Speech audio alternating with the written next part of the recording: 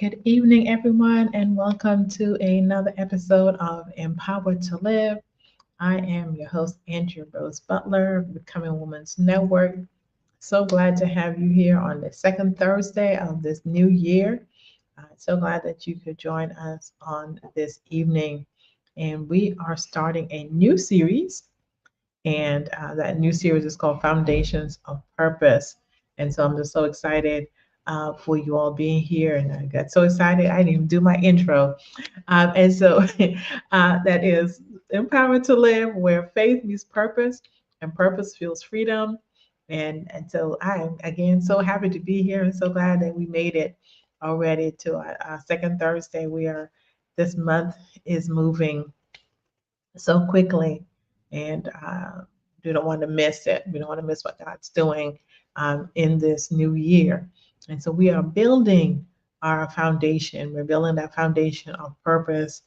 You know that that's what I'm all about making sure that you're walking in purpose, that you're doing what you were created to do and to be. And this is what the Becoming Woman's Network is all about. You becoming the person that God created you to be. And Mary, my pastor, always says that we are human beings and not human doings. And so we do stuff, but that's not who we are. And so we're talking about the foundation of our purpose. Where does it? And so this week we're talking about where does it all begin? And if you've ever asked, what am I supposed to be doing with my life? Then this episode is for you. What's my life all about? Why am I here? I heard so many people ask that question. Why am I here? And that good question comes from Jeremiah chapter 1, verse 5. And it says, before I formed you, I knew you. And before you were born, I set you apart to be. That's he told him he was a prophet and all this other stuff. But that was Jeremiah. But for us, God has set us apart to be. And so purpose doesn't start with what you do. It's not your job title. It's not your ministry role. It's not your plans that you have planned out. It starts out with who you are and who God is. And so today we're going to talk about how to dismantle the myth that we have to find our purpose and reframe it as something that we discover through our relationship with God. So purpose begins with God's intention and not our ambition. And so before you ever did anything, God already knew you. He knew who you were. He said, before you were even formed in your mother's womb, he said, I knew you and had already set you apart. And so you are here with a purpose, for a purpose. And this is why you're here. So you're not an accident. Somebody may have told you that. Somebody may have told you that, you're worthless and and you may even feel that, I have no meaning. There's no reason for me to be here. God set you apart. He caused you, He allowed you to be born because He had purpose in mind for you before you were even formed in your mother's womb. So we're going to dismantle that lie of the enemy that said to you, there's no reason for you to be here, and you matter to someone. And I've shared this before, that I keep this sign up in my room that used to be at my desk at work that says that you are somebody's miracle, and so therefore you matter. And that is always reminding me that I am and you are somebody's miracle. You may not have encountered that person, and maybe you have and you just didn't know the impact that you may have had on somebody's life. Maybe because you smile at them, maybe you let them go in line before you. Maybe they needed to turn while you were driving, and you let them go. Any of those things, you don't know how impactful your life may be. And we may never know on this side of eternity, but it does matter. It does matter. And so if you don't get anything from today, I want you to know that you matter, that you are here for a purpose. There is a reason for your existence. You're not just taking up space or any of those things. There is purpose inside of you. And you don't need to find it. What we need to do is connect to the source. which is God, and let him reveal it to you. So before you made a mistake, before you did anything wrong, that again, that purpose is not earned, it is revealed. So many of us, we've exhausted ourselves because we were trying to achieve purpose instead of abiding in the one who gives it to you. So stay connected. And so what are some of the things that hinders us? What are some challenges that we may have to walk in and knowing where our purpose is? So believing our purpose is tied to performance. Again, we're trying to do it instead of be it. We are the purpose. We were created before he said, I've set you apart for a purpose, for a reason. That's why you're here. And so we want to perform it. And people have told us this, we've talked about this in previous episodes where, as children, our parents or those who shape our formative years may have told us that, you're a good little girl because you did this, or you're a good little boy. And so, well, we crave that.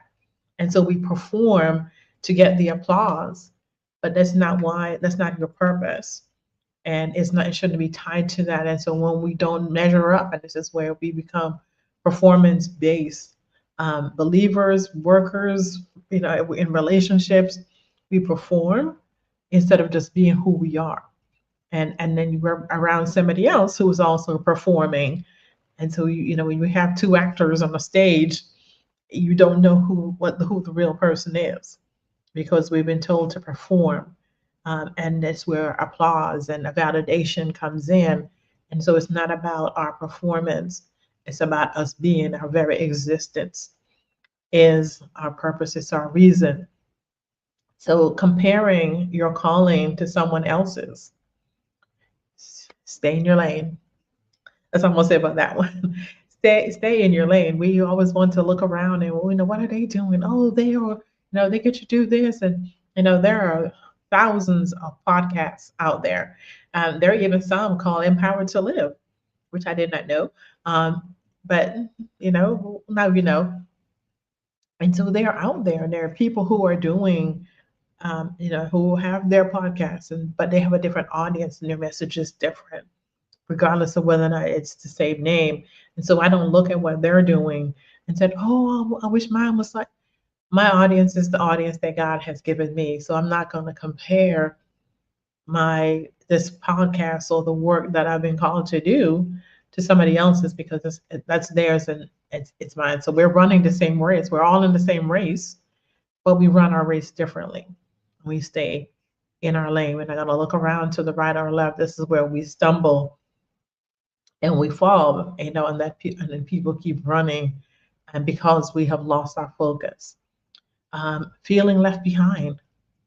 That's always a big one. I remember in my younger years, I remember that, I had led, she was a coworker at the time, became great friends, to Christ, and I led her to Christ. And then she went on, and then her and her husband, she got remarried, and they started the church. And I'm like, okay, God, what? They had moved on and they were doing great things. And I'm looking like, how I led her to Christ? Why? I was like, don't write that. And you remind me about Andrew. In the scriptures, Andrew is the brother of Peter, and he brought his brother to Jesus. And then you don't really hear much more about Andrew anymore, except there's a few he sprinkled in here and there. You don't really hear much about him after he brings his brother. He kind of fades into the background, and so you may feel that you're behind, you're left out, but your purpose may have been to bring someone to Christ so that they can do great things. And that's your job, to you bring people and they do great things. And so that you're measuring your life, based on that. And this is what God had reminded me. He was just like, you are my Andrew. And that it hurt a little bit, but eventually I got over, because I see, as I've gotten older and matured.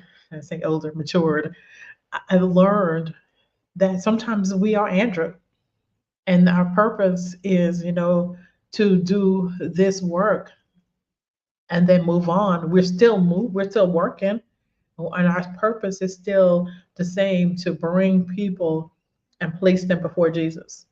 And they may elevate greater than you, but that's not your job. It's not your business. And so you may feel that way, that you're behind because other people are passing you. Don't worry about it. I shared before too, like when I did my first 10K. I was walking at the Monument 10K in Richmond, my first one. People were running past me, and they were running, and I'm just walking, and I'm like, how long is this? How much further do I have to go? And some of these people that ran past me dropped out. Now I could have felt like, and when I'm seeing them running past me and they were going, and I was like, I'm just going to keep my pace. I'm just going to keep walking. And then I passed them. Some of them had stopped. They burned out. And so you may feel that, you're left behind. You keep moving. You keep moving. Don't worry about it. They had their race. They ran their race. And there are others who ran their race, and they ran past me, and they made it to the finish line. And they were there at the end, and they were cheering me on as I was crossing over. But I kept my pace, and I ran my race because I was focusing on, I need to finish this race. No matter what happens, I need to get done. And all of us are in that place. So don't feel that you're left behind. You're at the pace that God wants you to be at. So don't worry about it. You just keep moving. I'll be like Dory, just keep swimming. You just keep walking. You keep doing. You keep being who God created you to be, and not just like, oh, I'm behind now, so I'm going to stop. No, keep moving, keep moving, keep moving forward. Waiting for clarity before obedience. Sometimes we can sit, and I've talked about this before. God gives us this command of preparation, and we're sitting there, and we can be like Gideon. We need fleeces. We're like, let the sun shine on half this leaf, and let this happen, and then we get stuck. And I shared too about, before I even got started with doing this podcast, that was my issue. I was looking for perfection. I needed this to happen. I needed this kind of equipment. I wanted to do this. I needed these kind of graphics. I was going to get all this stuff. I was going to order shirts. We're going to get it all done. And I was like, no, just start. I told you to do this. What are you doing? And we can be stuck instead of doing. We get into that analysis, paralysis of analysis. We sit there and we're like trying to figure it out. And I was like, I told you to go to the other side, or just go, instead of getting stuck. And so we can do that. We can sit there, God, I need more information. And he was like, I told you to go. I told you to do this. And we're stuck seeking more, and maybe that wasn't God. And he's like, I told you, let's go do this, and I go say that, write that book, go back to school, whatever it is that he told you to do. Write that song. Maybe asking you even to sing at church, and you're like, no, God hasn't told me to. And you know that you've got a beautiful voice, and you won't use it.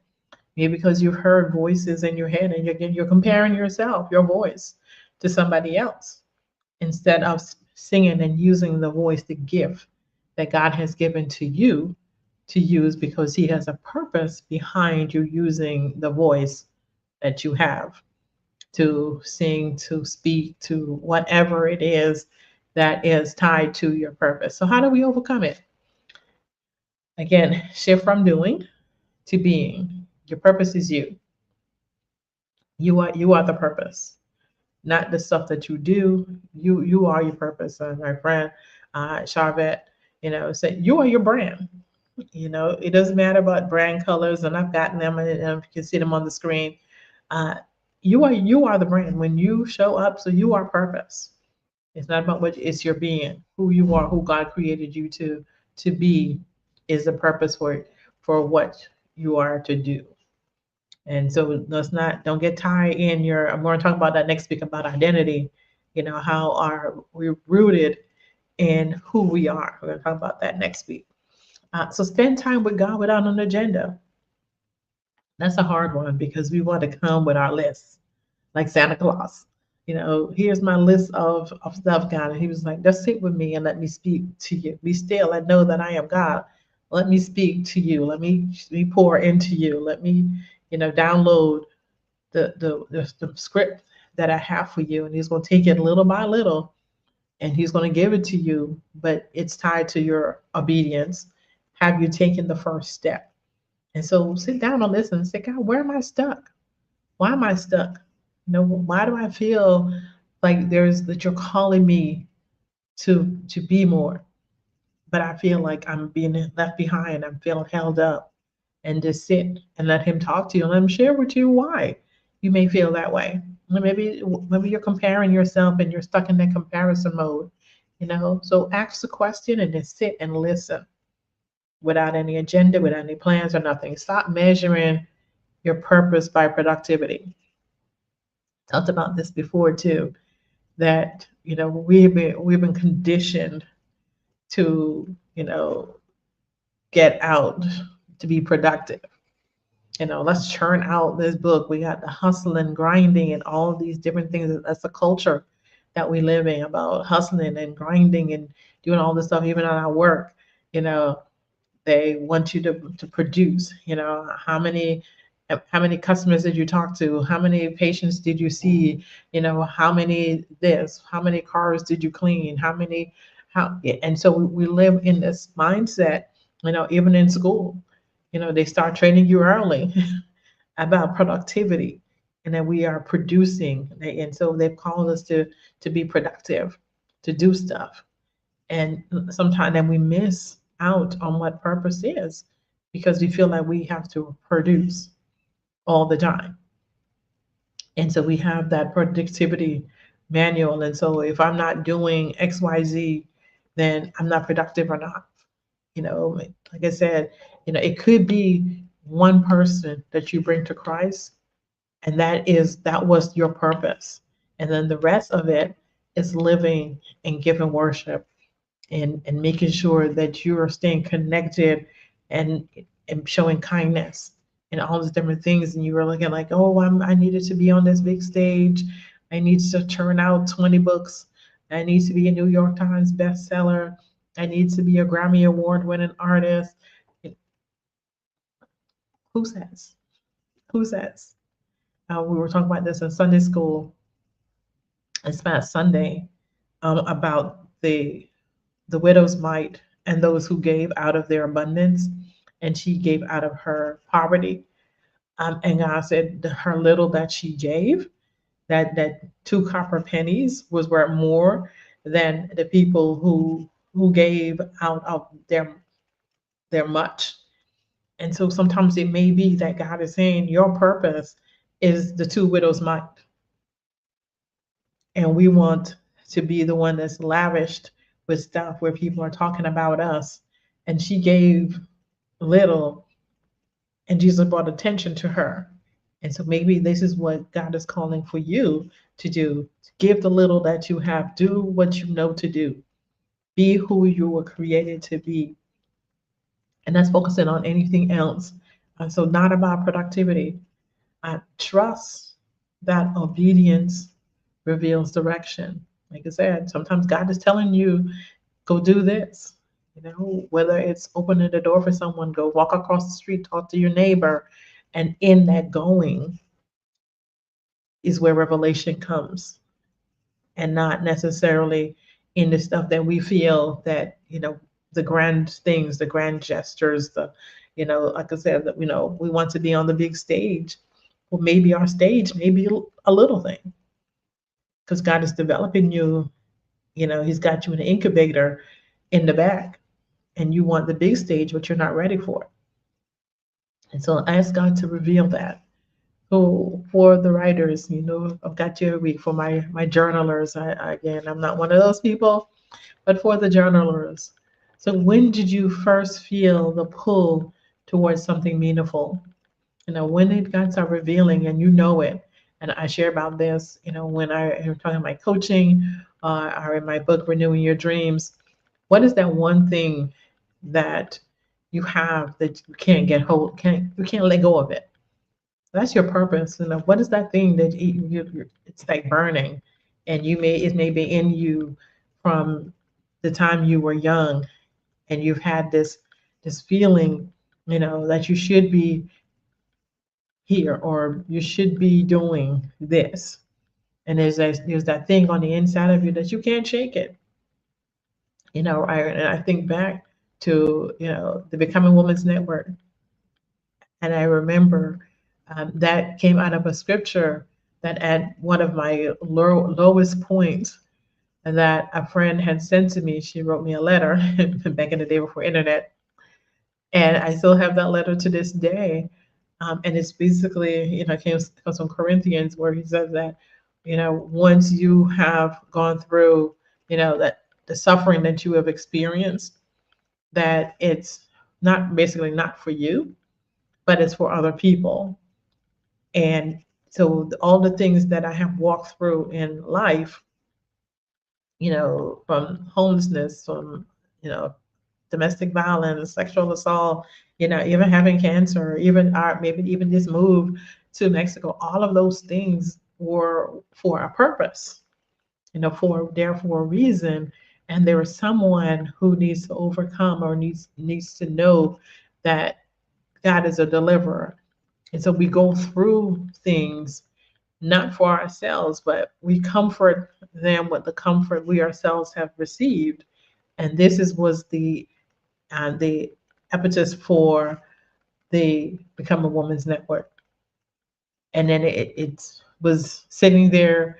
I look back, I called it, it was like El Shaddai Ministries. I was doing stuff with that, working with single parents, doing different things that.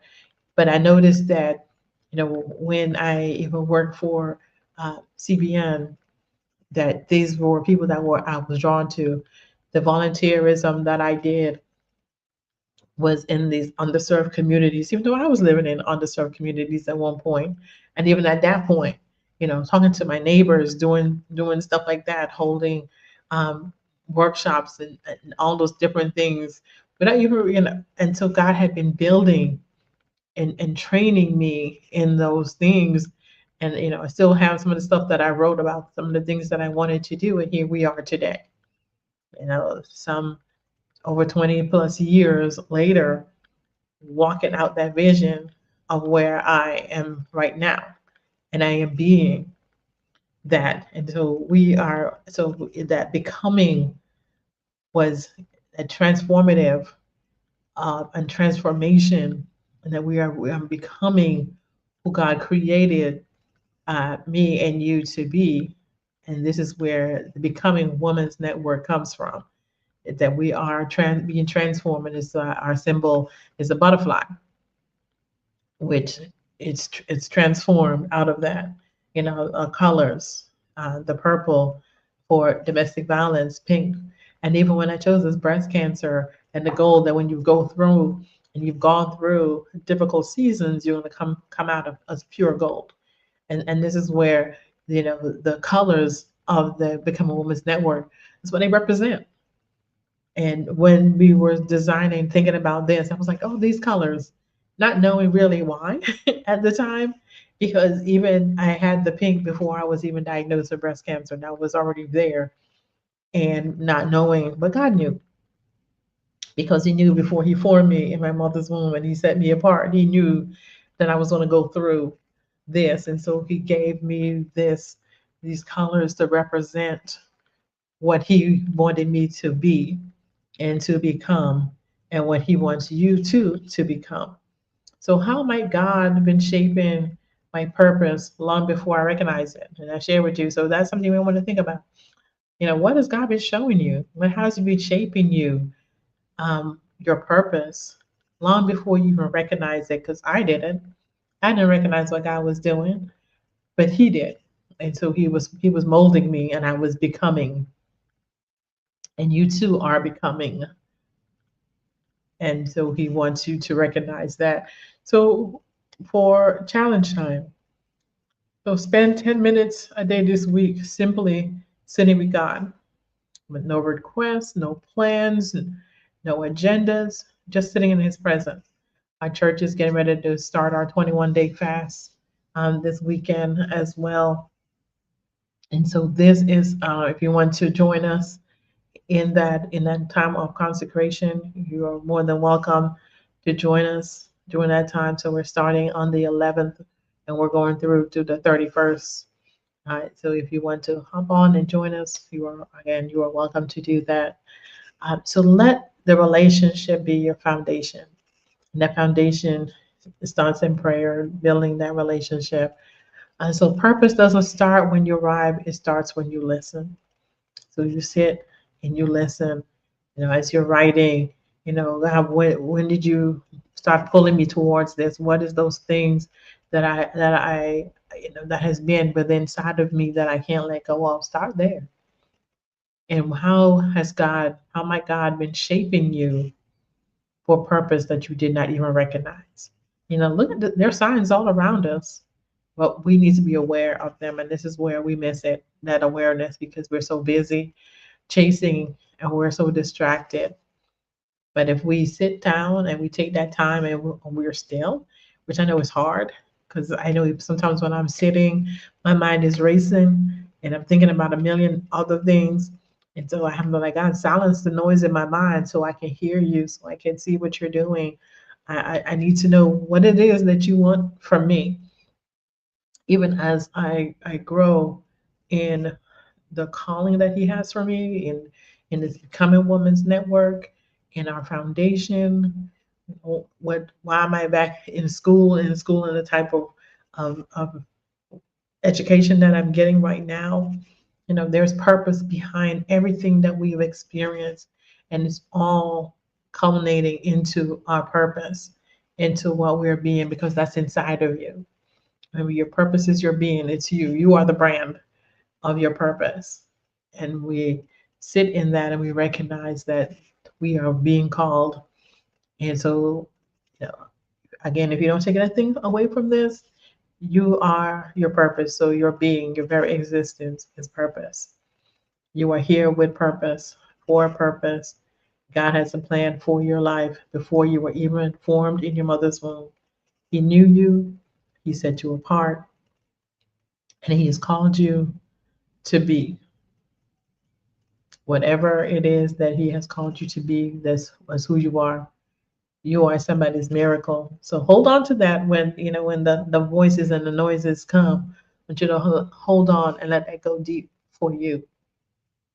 And as we wrap up this evening, I want you to remember that, again, purpose doesn't start when you arrive.